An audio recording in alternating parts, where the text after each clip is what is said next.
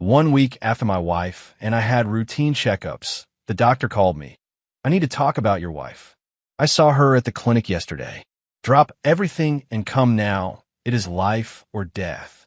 But don't say a word to your wife.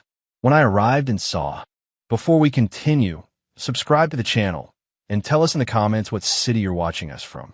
But let me tell you what my life was like before that call, before everything fell apart. My name's Sebastian. I'm 44 years old, a civil engineer.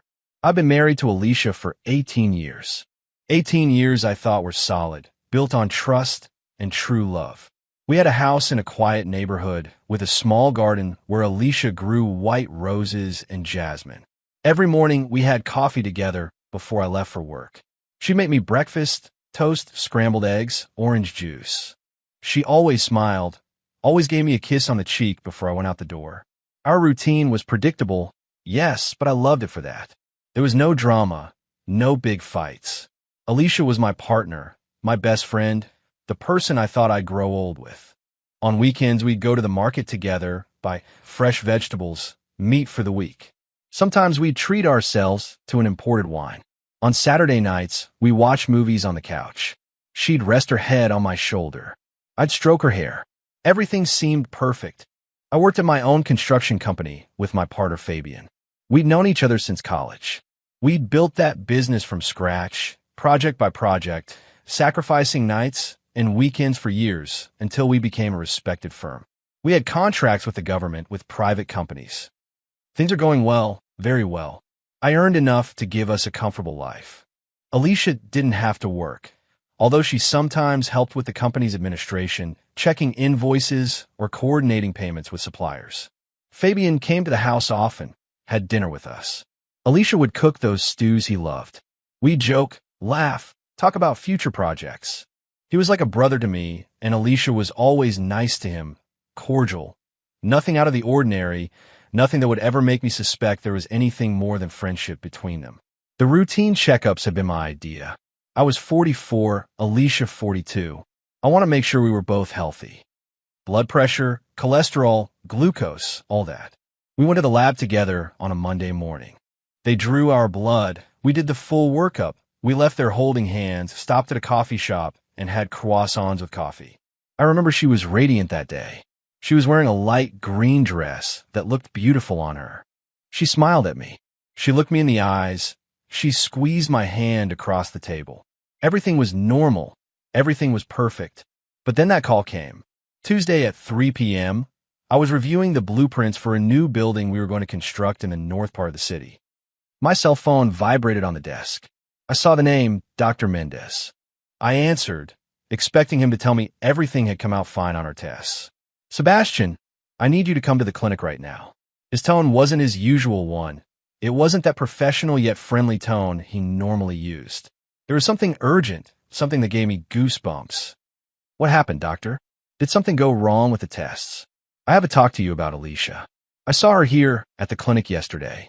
My heart skipped a beat yesterday, but she didn't tell me she was going. I know.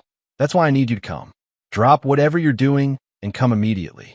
It's a matter of life and death, Sebastian. I felt the air leave my lungs. Doctor, please, tell me what's wrong with her. Is she sick?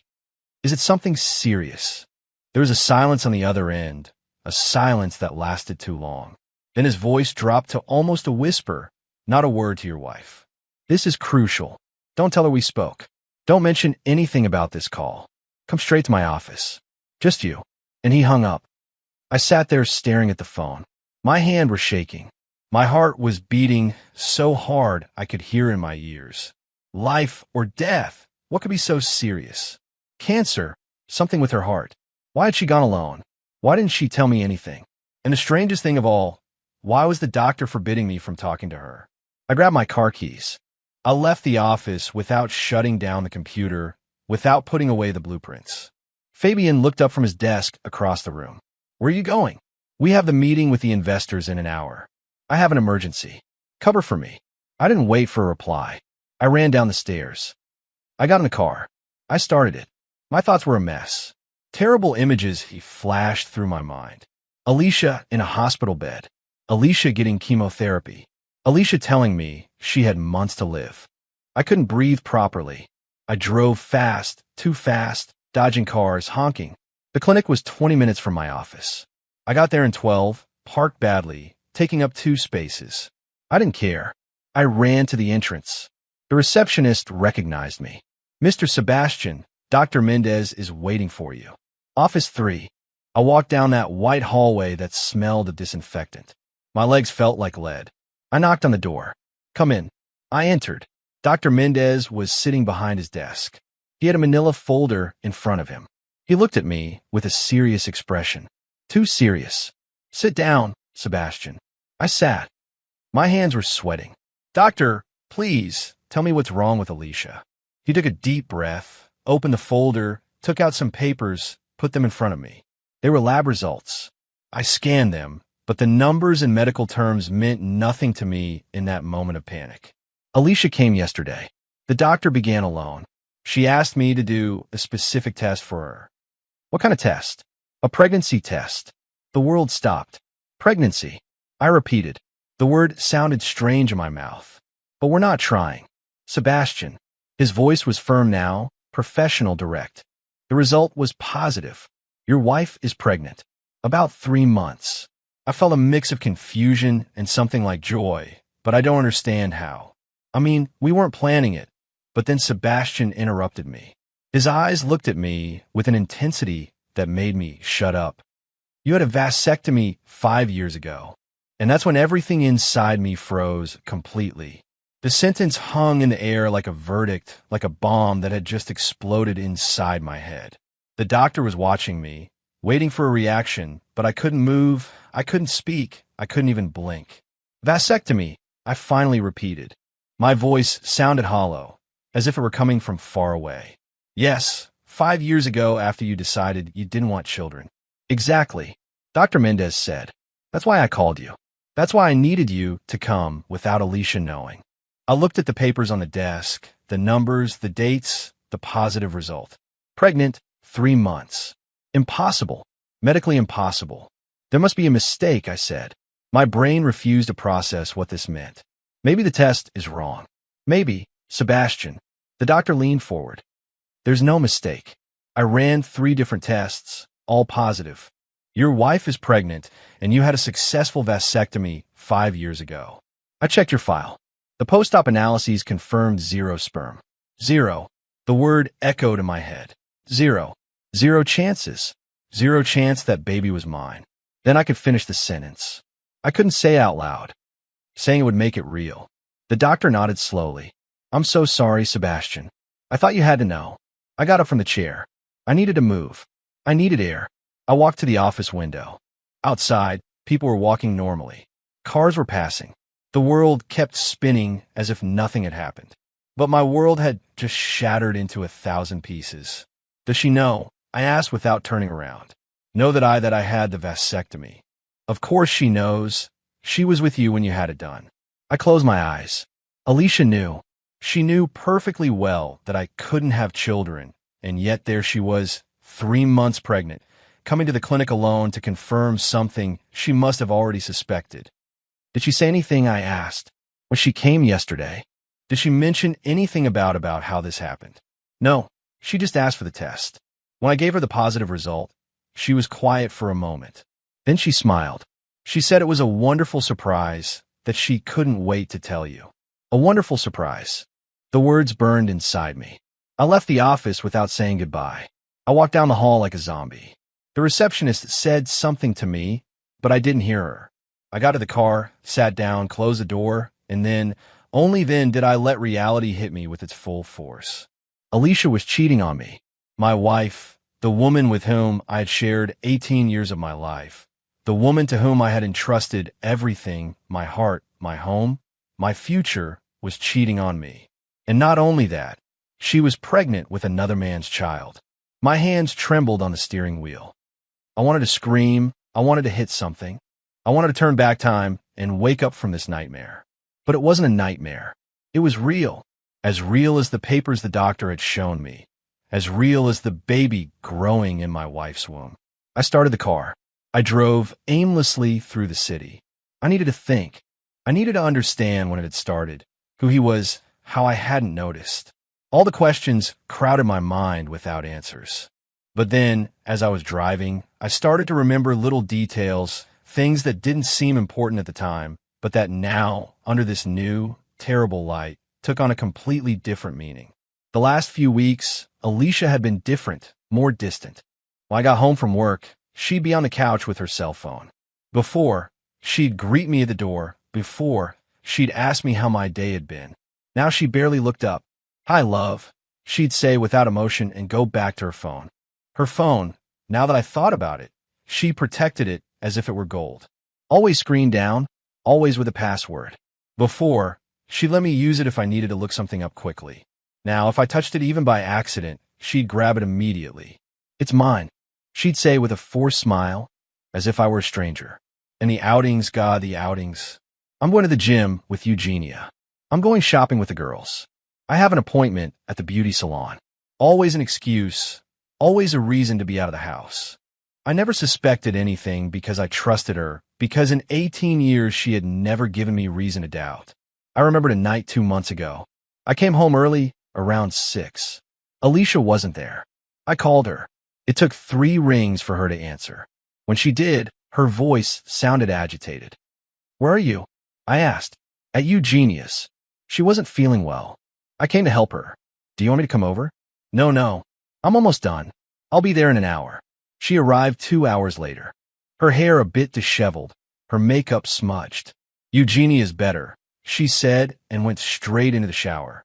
Eugenia, her sister, always so close, always with secrets between them. Did Eugenia know what was happening? Was she her accomplice? I remembered something else. 3 weeks ago, Fabian came for dinner. Alicia made lasagna. The 3 of us were at the table. I was talking about a new project.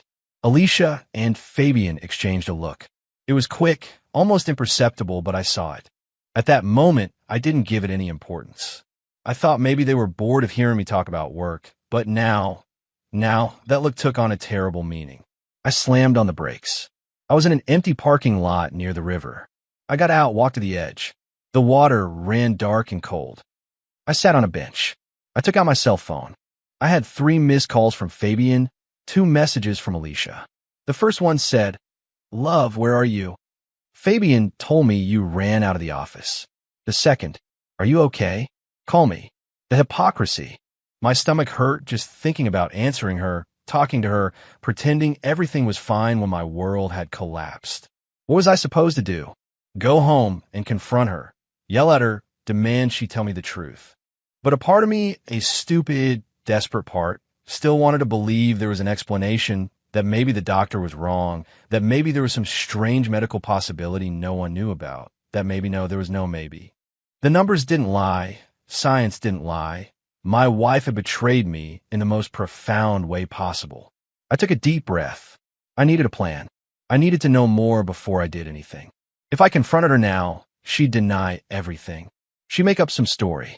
She'd make me doubt what I'd seen with my own eyes. I needed proof. I needed to know who he was. I needed to know how far this lie went. I grabbed my phone, searched the internet, private investigator near me. Several results appeared. I chose one, dialed. A woman's voice answered. "Verum Agency. How can we help you?" "I need to hire someone," I said.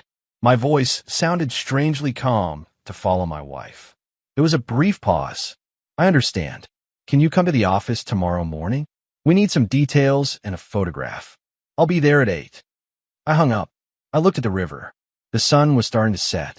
I had to go home. I had to act normal. I had to pretend I didn't know anything until I had all the pieces of the puzzle, until I knew exactly who was betraying me and for how long. I replied to Alicia. "Everything's fine. I had to solve a problem on a construction site. I'm on my way home." She replied immediately. "Okay, love, I'm waiting for you." I made roasted chicken, as if nothing was wrong, as if she wasn't carrying the living proof of her betrayal inside her. I started the car and drove back. Every kilometer felt like an eternity. When I arrived, the house was lit, warm, cozy, a perfect lie. I parked, took 3 deep breaths. I put on my best face and went inside. Alicia was in the kitchen. She greeted me with a smile. "Hi, love. How was your day?" I looked at her, her familiar face, her eyes I knew by heart, and for the first time in 18 years, I felt like I was in front of a complete stranger. Good, I lied. Everything's fine. That night was the longest of my life. We had dinner together as always. Alicia talked about her day, about a new recipe she wanted to try, about a sale she saw at the supermarket. I nodded, smiled when I was supposed to. I said, uh-huh, and that's great at the right moments. But inside, I was a hurricane of rage and pain. Every time I looked at her, I saw a stranger. Every time she smiled, I wondered how many of those smiles had been fake all these months. After dinner, we sat on a couch to watch TV. She rested her head on my shoulder, as she always did. I put my arm around her, and while we pretended to be a normal married couple, I was thinking about the baby, about that baby growing inside her, about that baby that wasn't mine, about that baby that was the physical proof that everything we had built was a lie. Are you okay? She asked suddenly. You feel tense. I'm fine, I lied again. Just tired. It was a long day. She caressed my hand. You should rest more. You work too much. How ironic. There she was, worrying about my rest while stabbing me in the back. I felt like pushing her away, yelling at her, telling her I knew everything, but I held back. Not yet. I still needed more information. That night, when we went to bed, she snuggled up against me. I stared at the ceiling in the dark. I listened to her breathing become slow and deep. She was asleep, and there I was, awake with 1,000 questions burning in my head. What did she see him? Where did they meet? How many times had she lied to me, looking me straight in the eye? At 7, the next morning I got up. Alicia was still sleeping. I got dressed in silence, left a note in the kitchen. I left early for the site, see you tonight, and I went straight to the investigation agency. The office was on the 3rd floor of an old building downtown. I rang the bell. A woman of about 50, with short hair and an intelligent look, opened the door. Sebastian, she asked. I nodded. I'm Claudia. Come in, please. I sat in front of her desk. She took out a notebook and a pen. Tell me what you need. I told her everything. The doctor's call, the pregnancy, the vasectomy, my suspicion that there was someone else. Claudia listened in silence, taking notes. When I finished, she nodded. I understand. Do you have any idea who it could be? I'm not sure, I said, although deep down a part of me already suspected. Those looks between Alicia and Fabian, the times he came to the house, the familiarity between them, but I didn't want to say it out loud until I was sure, until I had proof. I need you to give me your home address, the places she frequents, her routines, also a recent photograph. I gave her all the information. I showed her a picture of Alicia on my phone. She studied it for a moment. I'll follow her for a week. I'll send you daily reports with photographs and locations. If there's someone else, we'll know. How much do you charge? Per week, plus expenses. That's fine. I took out my credit card. We made the payment. I signed a contract and left there feeling a strange mix of relief and terror. Soon I would know the truth, the whole truth, and I wasn't sure I was ready to face it. I went to the office. Fabian was already there. He greeted me as usual. What happened yesterday? You left like a bat out of hell. Family problem, I said vaguely.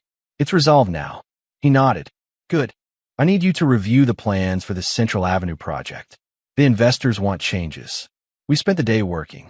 I tried to concentrate on the numbers, on the plans, on the meetings, but my mind was elsewhere. I watched Fabian, the way he spoke, the way he moved. Was it him? Was it my partner, my supposed friend, the one who was sleeping with my wife? At 3 in the afternoon, I received a message from Claudia. Target located. She's at a cafe on Morello Street with company. My heart raced. She attached a photograph. I opened it. It was Alicia sitting at a table, and across from her was Eugenia, her sister. Just the two of them having coffee, talking, nothing suspicious. I breathed. Maybe it was true she was seeing her sister. Maybe I was getting paranoid. But then another message came. Third person joined the table. Photo attached. I opened the second image, and there he was. My world came crashing down again. The third person was Fabian. The three of them together, Alicia, Eugenia, and Fabian, in a cafe in the middle of a workday. When Fabian was supposed to be in the office with me, I looked at the time of the message. 3:10. I looked towards Fabian's desk. It was empty. He left 20 minutes ago, said Orlando, our assistant. He said he had an appointment with a supplier. An appointment with a supplier. Another lie. I put my phone away. My hand was shaking with rage. I wanted to run to that cafe. I wanted to confront them right there in front of everyone, but I held back. No, I didn't have everything yet. I needed to know more. I needed to know exactly what they were planning. The next few days were hell. Every morning, I acted normal. I had breakfast with Alicia, gave her a goodbye kiss. I went to the office. I worked alongside Fabian, pretending everything was fine. And all the time, Claudia sent me reports, photographs, locations, evidence after evidence of the betrayal. Wednesday, Alicia and Fabian having lunch in a discreet restaurant on the outskirts of the city, sitting very close, him holding her hand across the table. Thursday, Alicia entering a motel at 2 in the afternoon. Fabian arriving 10 minutes later, both leaving 2 hours later. Friday, the three of them again, Alicia, Fabian, and Eugenia. This time at Eugenia's house. Claudia couldn't hear the conversation, but she took pictures through the window. They looked serious, talking, planning something. Every photograph was a stab to the heart. Every report confirmed what I already knew but didn't want to accept. My wife was cheating on me with my partner, and her sister was an accomplice. The three of them together, laughing at me, using my trust, destroying everything we had built. On Saturday morning, I was at home reviewing the reports on my computer when Alicia entered the living room. I quickly closed the laptop. "What are you doing?" she asked. "Working," I said. She came closer. She gave me a kiss on the forehead. "You even work on Saturdays. You need a break." I looked at her. Her belly wasn't showing yet. 3 months weren't enough for the pregnancy to show. But I knew it was there. That secret, that time bomb waiting to explode. "I have something to tell you," she said suddenly. My blood ran cold. Was she going to confess? Was she going to tell me about the pregnancy? "What is it?" I asked, trying to sound casual. She smiled. It was a nervous, excited smile. I was waiting for the right moment. "I didn't know how to tell you." She paused. "I'm pregnant." There was the lies served on a silver platter with a smile. My wife, looking me in the eyes, telling me she was pregnant as if it were a blessing, as if it were our child, as if I were the father. "Pregnant," I repeated. I acted surprised, confused, but I thought we couldn't after the I know. She interrupted me. She had tears in her eyes. Fake tears. "It's a miracle, Sebastian. The doctor says these things sometimes happen, that there are cases where the vasectomy reverses itself. It's very rare, but possible." What an elaborate lie. What a perfect performance. I felt like laughing, like applauding her performance, but instead I hugged her. "That's incredible," I said. "I can't believe it." She sobbed against my chest. "Are you happy?" "Yes," I lied. "Very happy." We stayed like that for a moment. Her crying with supposed joy. Me holding her while rage ate me up inside. When we finally separated, she looked at me with shining eyes. "I want us to go to the doctor together to confirm everything, so you can see the ultrasounds." "Of course," I said. "Whenever you want." She smiled.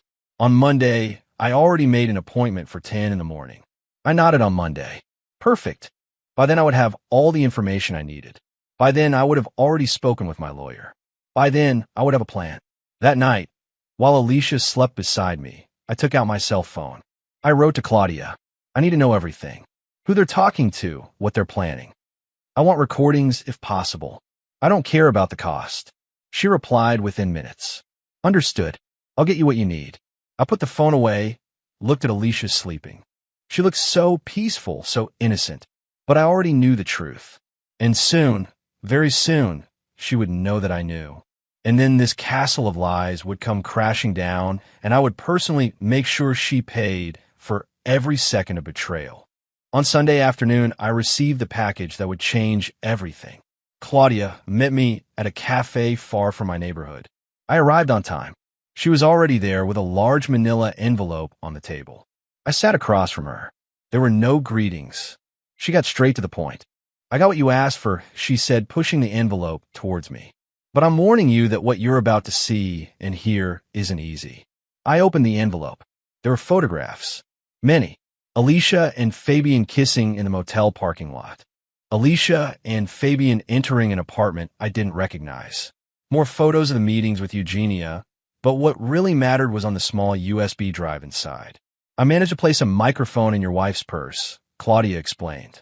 I recorded a full conversation between the three of them. It was yesterday at Eugenia's house. You want to listen to it calmly, and you might want to have something strong on hand.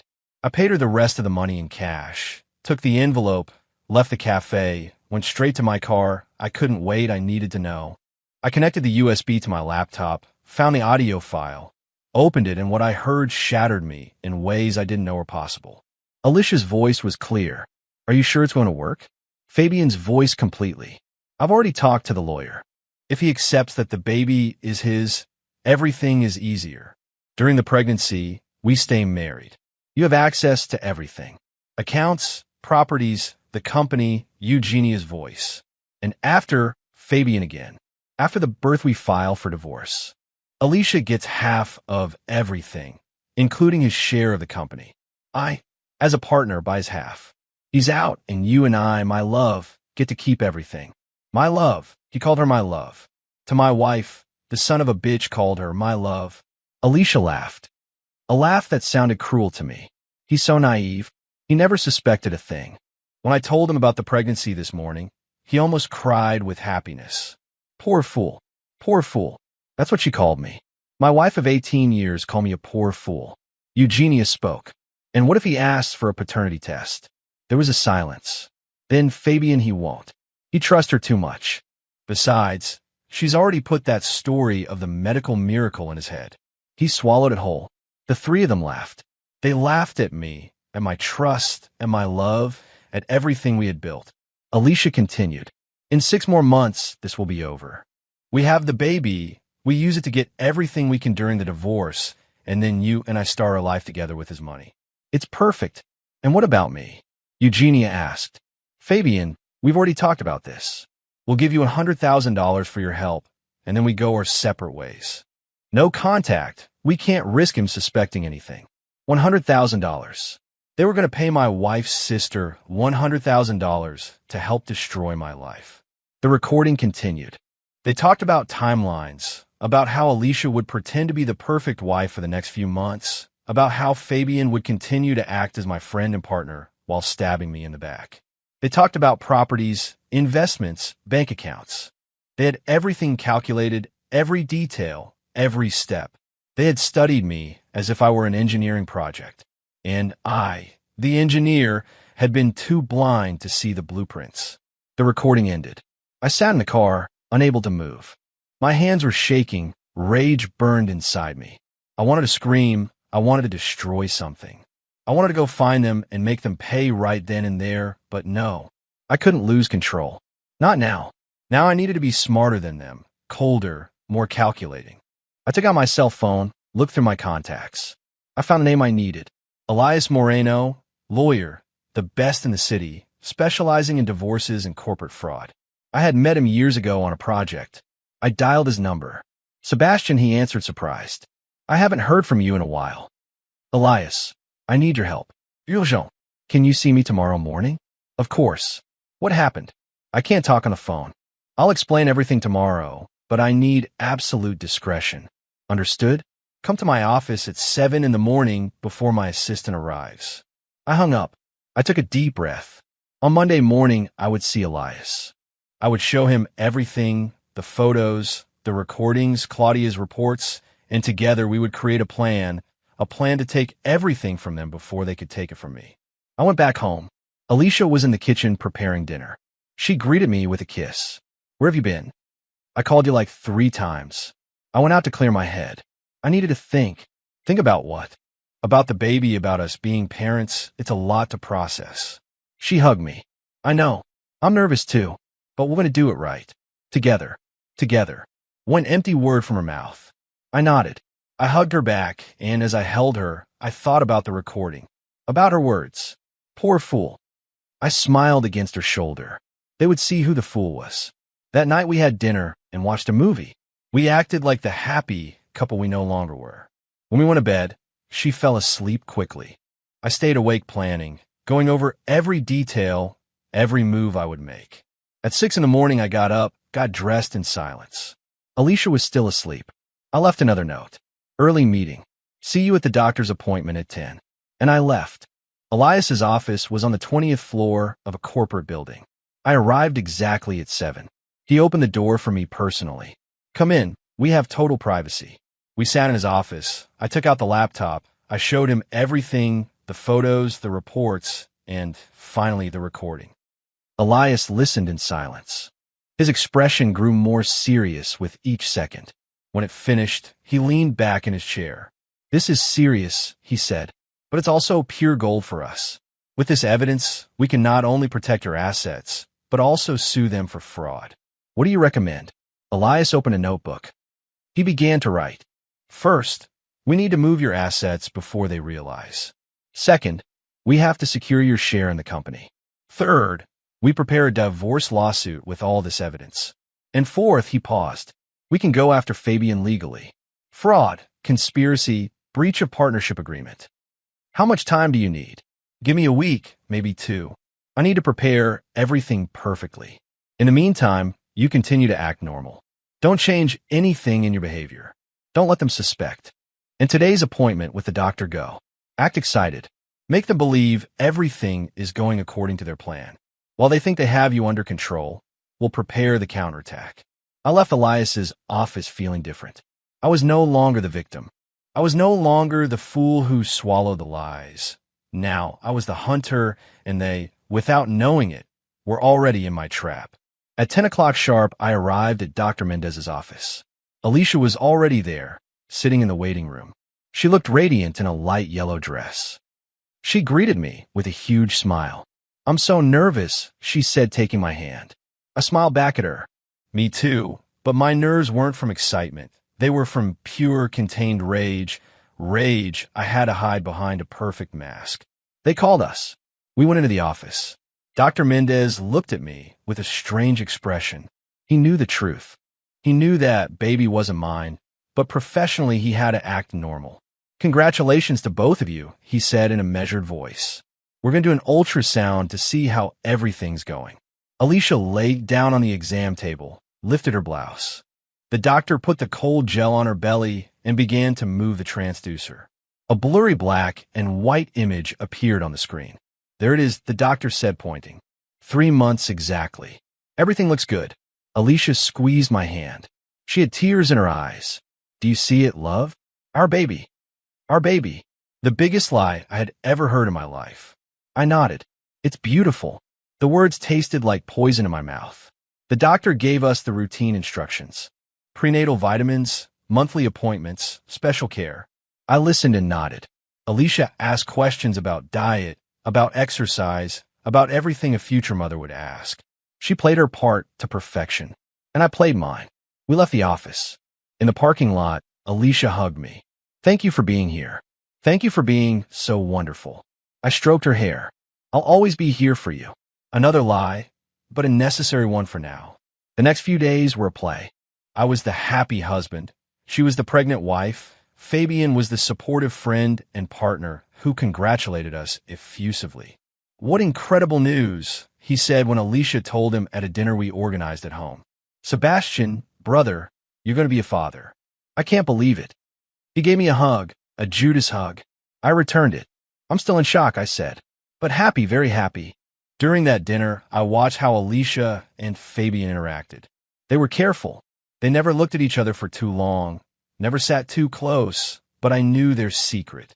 I saw the furtive glances they exchanged when they thought I wasn't looking.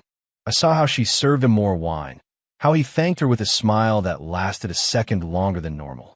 It was all an act, all fake. Meanwhile, Elias was working in a silo. He'd send me encrypted messages, documents 40% ready, accounts secured, preparing the final move. I replied with monosyllables. Okay, good. Let me know. I couldn't risk Alicia seeing anything suspicious on my phone. A week after the doctor's appointment, Elias summoned me to his office again.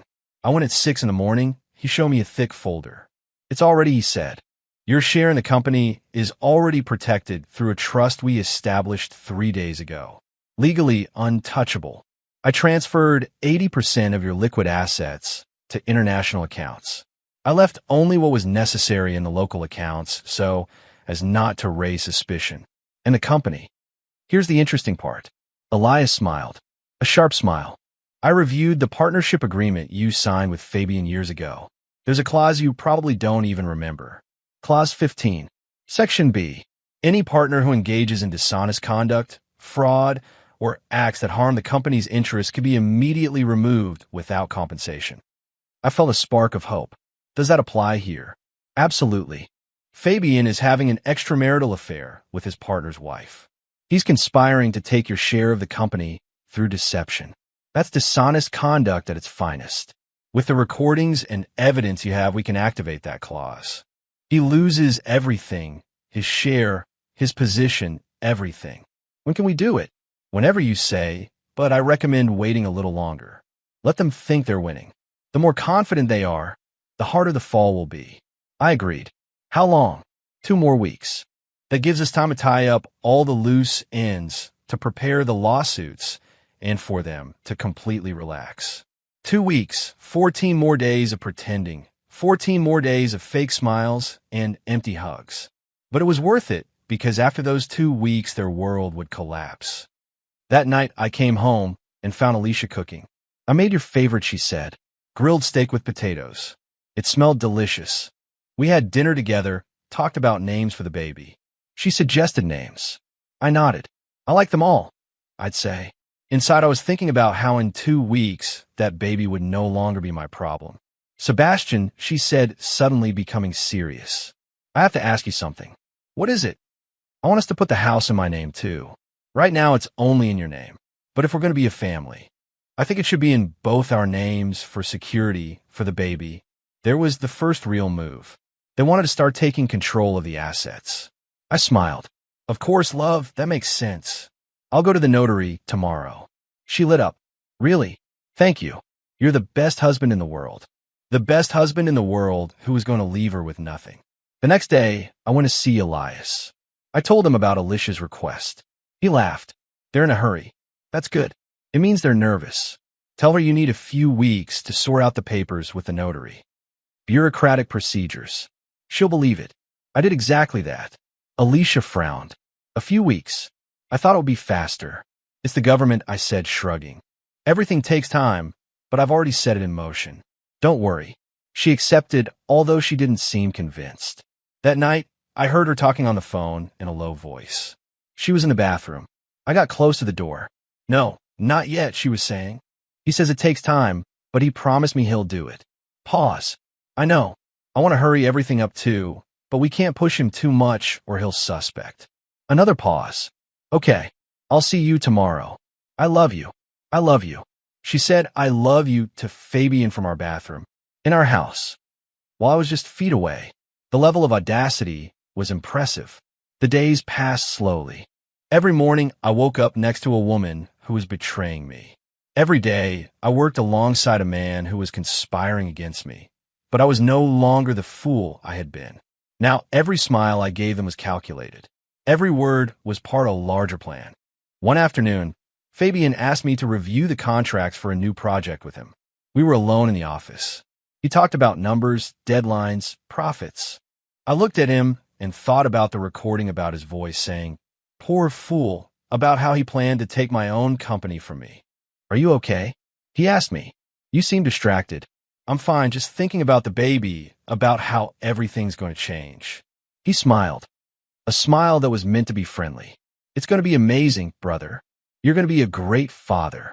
Thanks, Fabian. Really, thanks for all your support. That's what friends are for. Friends, what a betrayed word. Finally, the day arrived. 2 weeks later, Elias called me at 7 in the morning. Everything's ready. Today's the day. Come to my office at 9. We're going to execute the entire plan. I arrived on time. Elias had several documents on his desk. First, he said, we signed Fabian's removal as a partner. It's all legally substantiated. Second, we filed a divorce lawsuit with all the evidence of infidelity and conspiracy. Third, we block all joint accounts. And fourth, we sent a legal letter to Eugenia warning her that if she doesn't cooperate, we'll include her in the lawsuit for complicity in fraud. I signed everything, every document, every paper. My hand didn't shake. I was completely calm. The calm that comes after the storm. When do they find out? I asked. In exactly 2 hours. At 11 in the morning, the notifications will arrive. Alicia gets the divorce, Fabian the removal. And by then you'll be out of their reach. Perfect. I left Elias's office, got in my car, drove aimlessly for a while. I thought about everything that had happened in the 18 years, about the lies, about the pain. And then, for the first time in weeks, I smiled. A real smile, because finally, after so much pretending, I was going to be the one to have the last word. At 11:05 in the morning, I received the first call. It was Alicia. I didn't answer. I let it ring until it cut off. 10 seconds later, she called again. I ignored the call again. Then the messages came. First one, Sebastian, where are you? Then another, I need to talk to you urgently. And another one, please answer me. I watched as the messages kept coming, but I didn't reply to any of them. Not yet. At 11:15, Fabian called me. I didn't answer that either. He left a voicemail. I listened to it. His voice sounded agitated. Sebastian, what the hell is going on? I just received a legal notice. Call me now. I deleted the message. He didn't even deserve a reply. I parked in front of a park, got out of the car, walked to a bench. The sun was high. It was hot. Families were strolling with their children, couples holding hands. People living normal lives, lives without betrayal, without lies. I took out my cell phone. I already had 20 missed calls, 30 messages. I decided it was time. I called Alicia. She answered on the first ring. Sebastian, where are you? What's happening? Her voice was hysterical. Nothing remained of that feigned sweetness. Hello, Alicia, I said in a calm, cold voice. Did you get the papers? The papers? What are you talking about? I got a divorce lawsuit. This has to be a mistake. It's not a mistake. It's completely intentional. There was a silence. Then her voice changed. It became soft, manipulative. Love? I don't understand. Are you angry about something? Did I do something wrong? Can we talk? I'm pregnant, Sebastian. We're expecting a baby. A baby that's not mine. Another silence. This one longer. Heavier. What? What did you say? The baby isn't mine. It can't be. I had a vasectomy 5 years ago. Something you know perfectly well. I heard her breathing raggedly. The doctor said it was possible that sometimes they reverse on their own. You were there. You heard him. Yes. I heard your lie. A lie you made up with your lover, with my partner, with Fabian. Sebastian, are you crazy? I don't know what you're talking about. Oh, you don't want me to refresh your memory. I paused. Let the silence stretch. I have recordings, Alicia, of you, Fabian, and your sister, planning everything, talking about how you were going to take my money, my company, my life. I have photos of you entering motels. I have reports from a private investigator who followed you for weeks. I have proof of every lie you told me. Absolute silence on the other end. I could imagine her there, paralyzed, processing that her perfect plan had collapsed. Still there, Alicia. I asked, or do you need to call Fabian to tell you what to do? I can explain. I don't need explanations. I need you to understand something very clearly. You lost. Your plan failed. You're not going to get my house. You're not going to get my money. You're not going to get anything. The papers you received are just the beginning. You can't do this to me. I'm pregnant with another man's child. That's your problem, not mine. Sebastian, please. Now she was crying, but they weren't tears of remorse. They were tears of panic, of rage, of frustration. We've been together for 18 years. You have to think about everything we built. Everything we built. I laughed. A bitter laugh. I built. You destroyed. There's a difference. I'm begging you. Give me a chance to explain. Come to the house. Let's talk like adults. We have nothing to talk about. My lawyer will contact you for the divorce details. Don't call me again. Wait. Don't hang up, Sebastian. I ended the call, blocked her number, then blocked Fabian's and Eugenia's just in case. I leaned back on the bench, took a deep breath. I felt something strange in my chest. It wasn't pain, not exactly, it was relief. As if a huge weight I had been carrying for months without knowing it had been lifted. My phone rang again. Unknown number. I answered, Sebastian. It was Eugenia's voice. She sounded nervous. I need to talk to you. It's important. What do you want, Eugenia? I know things got out of control, but I didn't want to hurt you. Alicia convinced me. She told me it was just to secure her future. I didn't think that you'd betray me for $100, 000. I interrupted her. Yes, I have that conversation recorded too, where Fabian promises you money for helping them destroy me. She gasped. No, I didn't know what. Let me be very clear with you, Eugenia. My lawyer is going to send you a letter. If you cooperate, if you declare everything you know in the divorce, I won't include you in the lawsuit. But if you try to protect your sister or lie for her, I will sink you legally. Understood? I understood. Good. Wait for the letter. I hung up, got up from the bench, walked back to the car, drove to the office. I needed to face Fabian face to face. I needed to see him when he realized he had lost everything. I arrived at 12:30. The parking lot was full as usual. I went up to the third floor. The office seemed normal. Orlando was at his desk. Sebastian, he said when he saw me, Fabian is looking for you. He's very upset. I know. I'm going to talk to him. I walked to his office. The door was open. Fabian was standing by the window, his back to me. He had the phone in his hand. He's here, I said from the doorway. He turned around. His face was red. His eyes bloodshot. You, he said. The word came out like a spit. What the hell did you do? I came in and closed the door behind me. What I should have done weeks ago. Protect what's mine. Protect. You took my position. You kicked me out of the company. You can't do that. Yes, I can, and I did. Read Clause 15 of the partnership agreement. The one you signed 10 years ago and clearly forgot. He grabbed some papers from his desk. The legal documents he had received. This is illegal. I'm going to sue you. Go ahead. And in court, I'll present the recordings where you're planning with my wife to steal my share of the company. I'll present the photos of you at motels. I'll present everything. Do you want this to become public? Fabian? Do you want everyone in the industry to know what kind of person you are? His face went pale. You recorded us. A private investigator did. Very professional. By the way, worth every dollar I paid her. Fabian sank into his chair. His hands were shaking. You don't understand. Alicia and I. It's different. We love each other. You love each other. I laughed again. That same bitter laugh as before. Fabian, she doesn't love you. She's using you just like she used me. The difference is that I've already realized it. You're still the fool. That's a lie. We're going to be together. We're going to have a life. With what money? You lost your job, your share in the company, and soon your reputation. Do you think anyone will hire you after this? Do you think Alicia will stay with you when she finds out you have nothing left? He looked at me with hatred, but also with fear because he knew I was right. You're a bastard, he said. No, I'm someone who trusted the wrong people, but I learned my lesson. Now you have 1 hour to pack your personal belongings and get out of this office.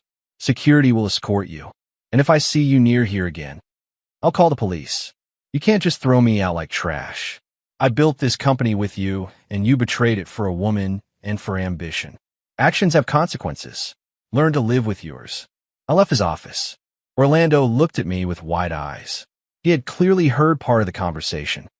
Call security, I told him. Mr. Fabian no longer works here. He needs to be escorted out of the building. Understood, sir. I went into my own office, closed the door, sat in my chair, looked out the window.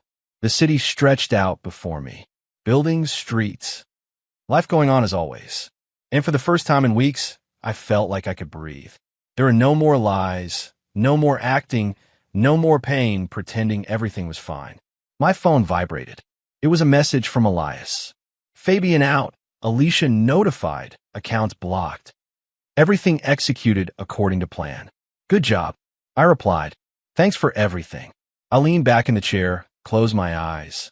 The day was just beginning, but it felt like I had lived entire years in these last few hours. I knew what was coming wouldn't be easy. There would be hearings, paperwork, legal battles. But I had something they didn't. I had the truth on my side, and I had proof of every lie they had woven. The following days were a whirlwind. The news of my separation and Fabian's departure from the company spread fast. Colleagues called me asking what had happened. I gave them vague answers. Irreconcilable differences. I'd say personal matters. They didn't need to know the dirty details. For now, Elias worked like a machine. Every day, he sent me updates. Alicia hired a lawyer. A bad one. She's going to lose. Fabian tried to access blocked company accounts. Eugenia signed a statement cooperating fully. Each message was a small victory. 3 days after filing for divorce, Alicia requested a meeting. Elias advised me to accept. Let her talk. The more she talks, the deeper she sinks.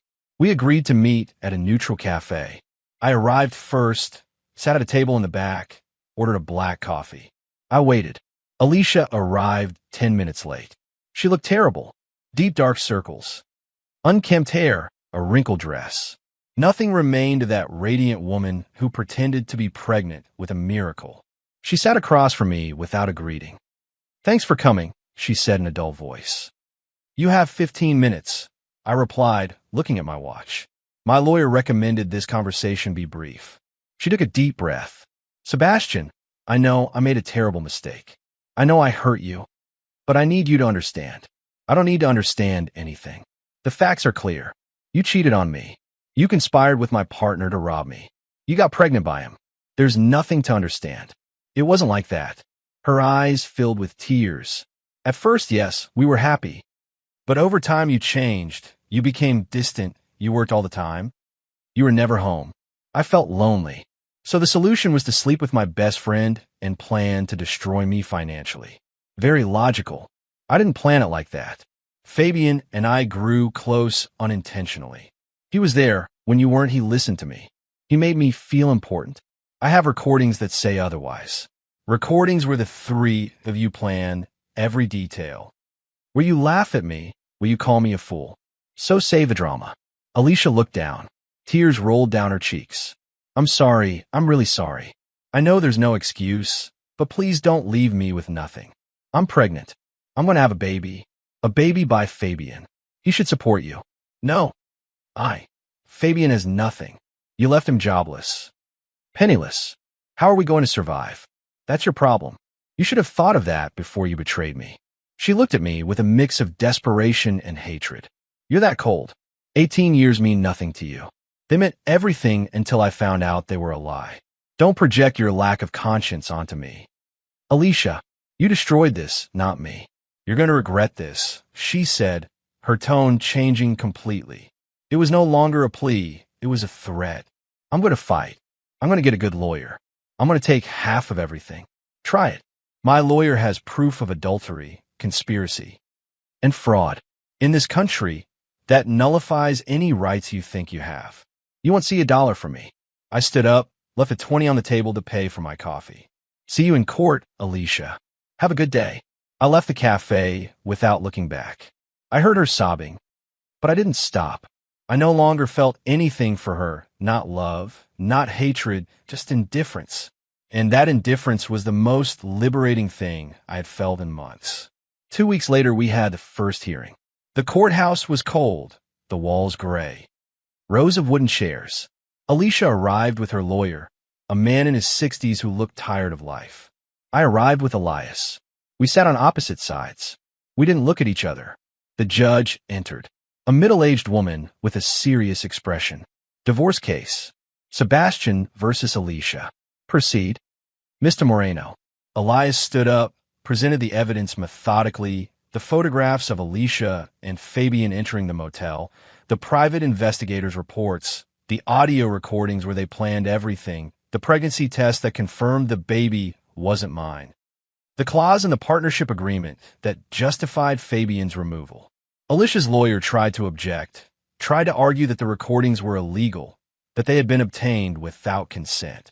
Elias tore him apart, citing case law, explaining that in cases of well-founded suspicion of fraud, the evidence was admissible.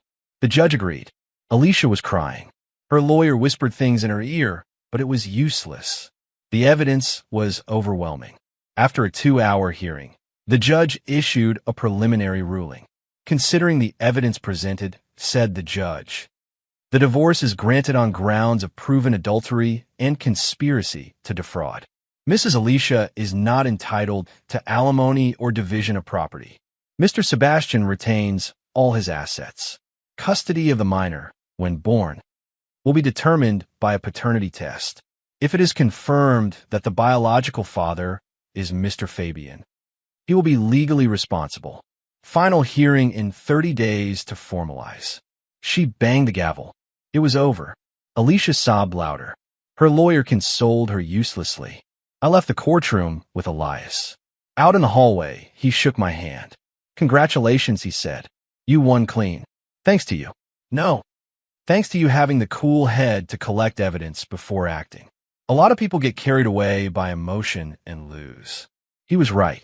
If I had confronted Alicia that first day at the clinic, if I had exploded with rage and yelled, I wouldn't have achieved anything. But the pain had made me cold.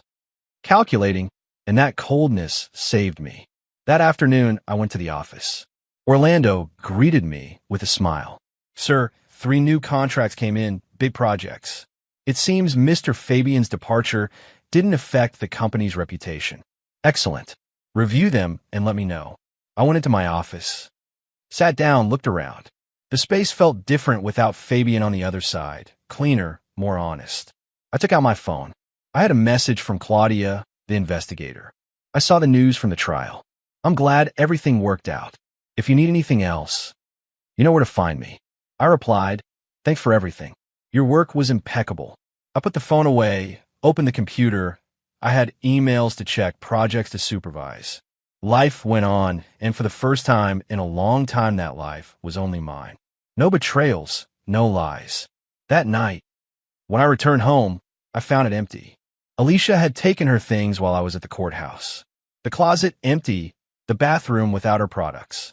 The house felt big and quiet. I walked through the rooms. In each one I saw memories. 18 years of history. But those memories no longer hurt me. They were just that, the past. I sat on the couch, ordered Chinese food. While I waited, I turned on the TV. They were showing news, politics, economy, sports, normal life. I thought about Alicia and Fabian, about how they must be now, desperate, ruined, blaming each other. Probably. And I didn't feel satisfaction. I didn't feel joy at their downfall. I just felt nothing. And that nothing was perfect. The doorbell rang. It was the food.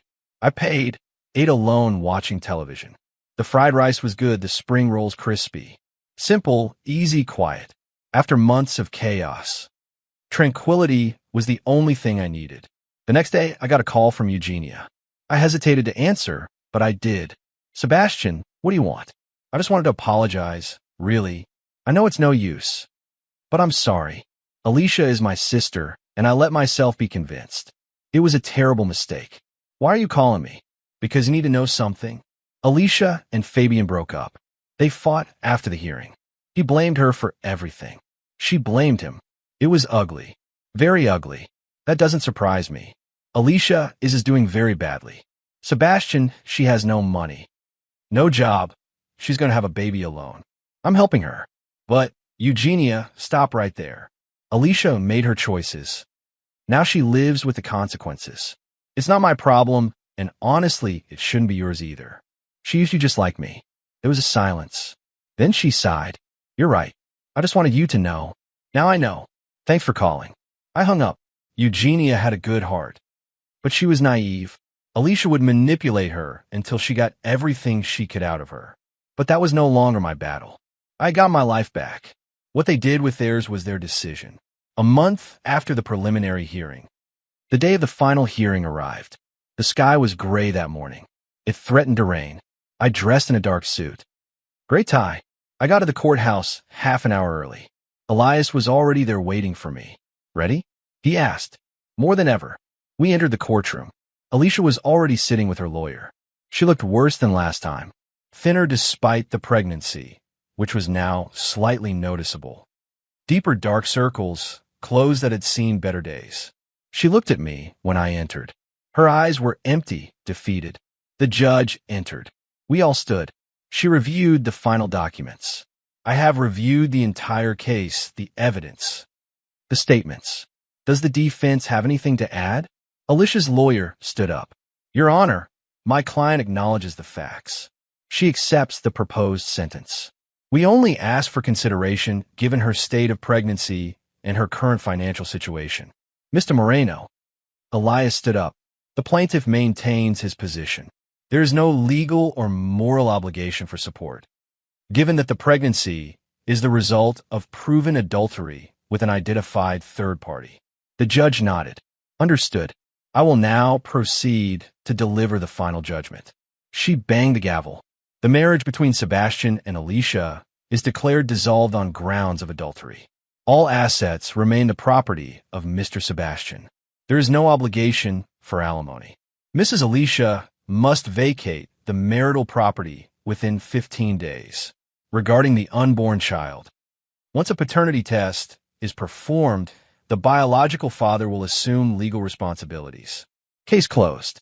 Another bang of the gavel. Final, definitive. I stood up, shook Elias's hand. Thanks for everything. It was a pleasure working with you. If you ever need anything else, you know where to find me. I left the courtroom. In the hallway, Alicia caught up with me. Sebastian, wait. I stopped, turned around. What? Are you really going to leave me on the street pregnant? With nothing. You have 15 days to find a place to live. It's more than you gave me when you were planning to destroy me. Please, I just need a little help. A little money to start over. For the baby. Talk to Fabian. It's his baby. His responsibility. Fabian has nothing. You made sure of that. I made sure to protect what was mine. You two made sure to lose what was yours. Goodbye. Alicia. I walked towards the exit. She yelled behind me. You're going to regret this. This isn't over. Sebastian. I didn't stop. I left the courthouse. Outside it had started to drizzle. I got in my car. I started it. I drove through the rain to the office. I had an important meeting with new investors. Life going on. The next few days passed quickly. Alicia vacated the house as the judge ordered. I wasn't present. I hired a moving company to supervise. They sent me photos when they were done. The house empty, clean, ready for a new beginning. Fabian disappeared completely. Orlando told me he had gotten a job at a small construction company, a minor position, nothing compared to what he had. He also told me that Alicia and he were no longer speaking, that everything had ended badly between them. Just as I predicted 2 months after the final judgment, I received an email from Elias. FY Alicia gave birth. A girl. Fabian signed the acknowledgement of paternity. It's now legally his responsibility. Case officially closed.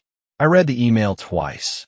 Alicia had had a baby girl, a baby I would never know, a baby that wasn't my problem. I closed the email. Continued working. Life took on a new rhythm. Without the weight of betrayal, I could concentrate on myself. I hired new staff for the company. Good professionals, honest. The projects grew, the profits increased. Everything Alicia and Fabian wanted to steal, I multiplied on my own. One afternoon, 6 months after the divorce, I was in a cafe working on my laptop when someone approached my table. I looked up. It was a woman of about 40, brown hair, a kind smile. Sebastian, she asked. Yes, I know you. I'm Sandra. We met years ago at an engineering conference. I don't know if you remember me. I searched my memory. I vaguely remember the name. I think so. How are you?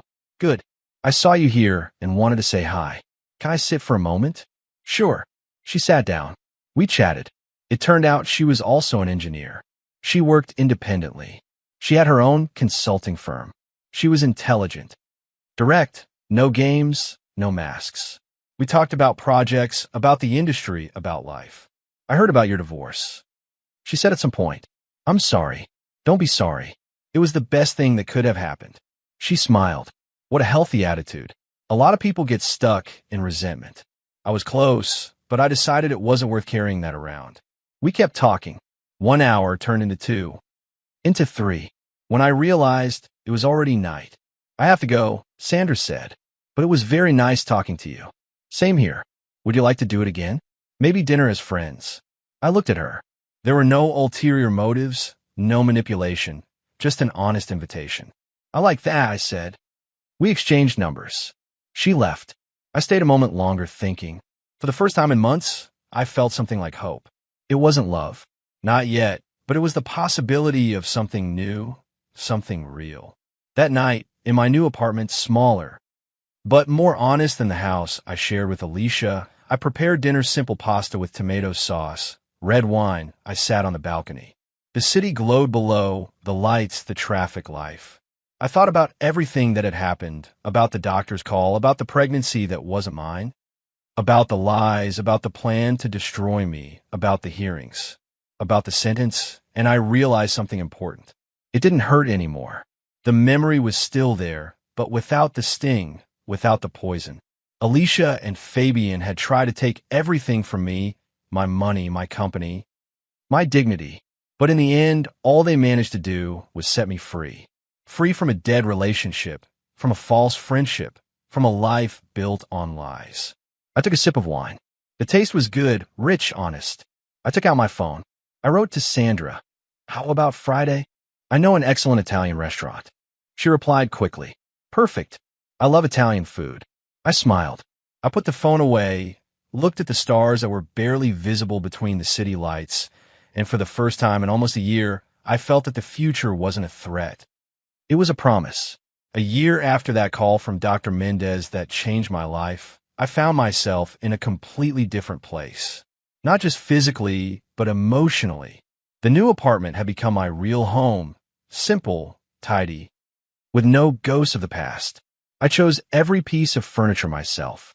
Every picture on the wall reflected my tastes, not a compromise with someone else. The company was thriving more than ever. Without Fabian, without toxic energy and his hidden betrayals. The work environment improved noticeably.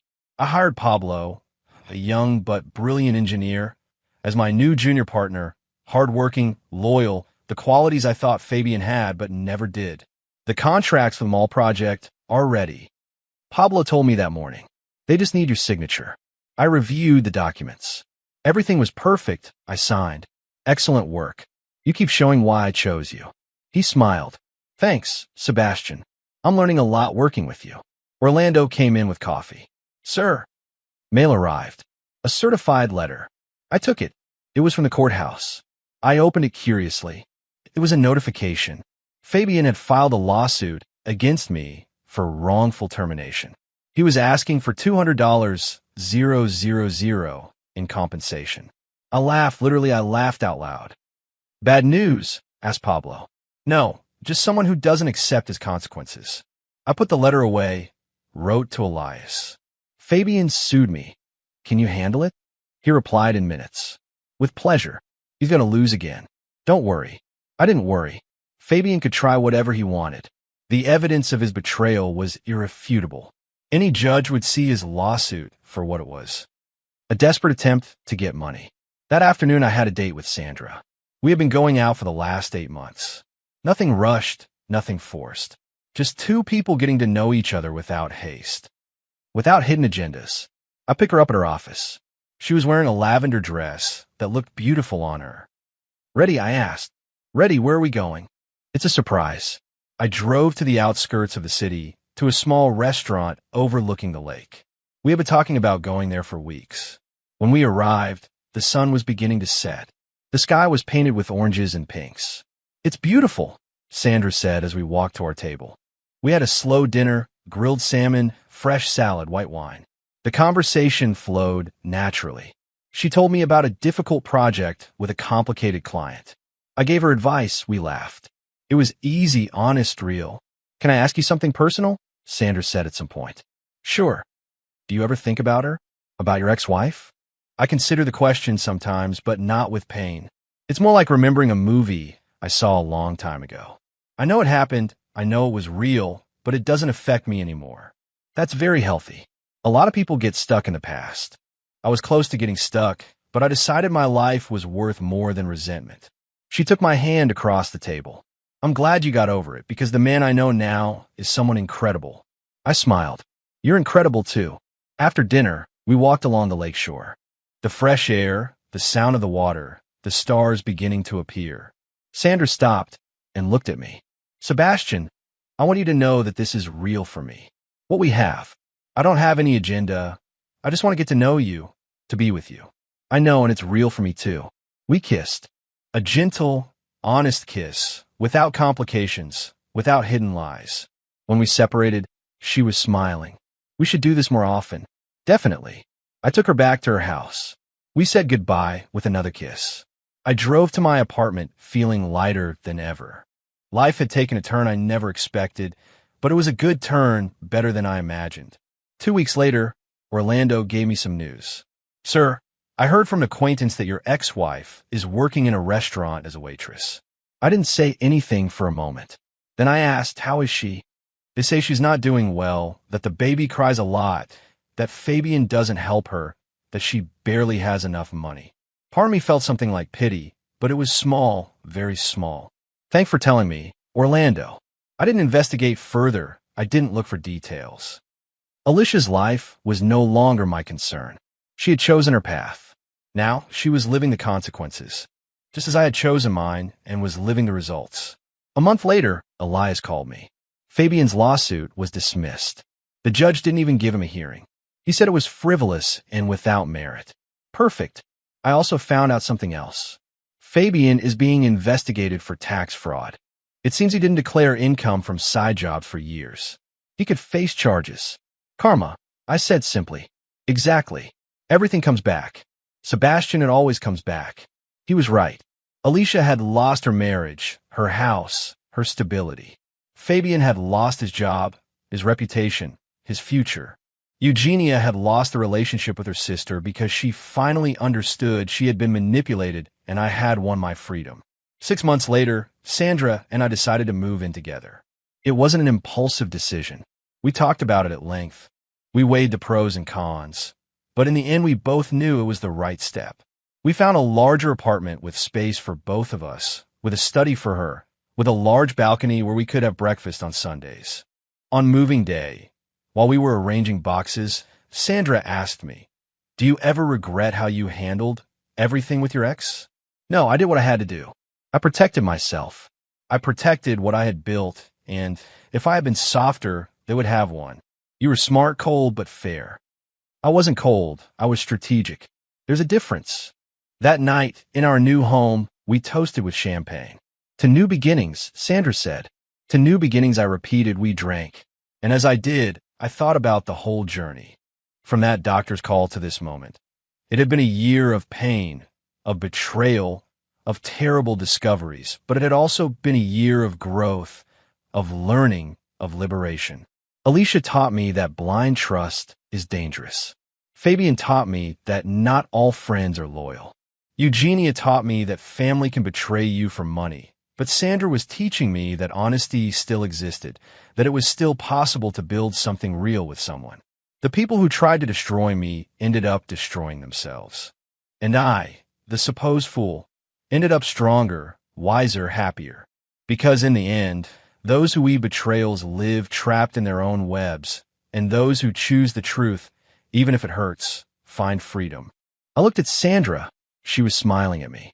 A genuine smile, with no ulterior motives, no hidden plans, just love, true love. And in that moment, I knew that all the pain, all the struggle had been worth it because it brought me here to this new beginning, to this new life. A life that was finally mine, completely mine.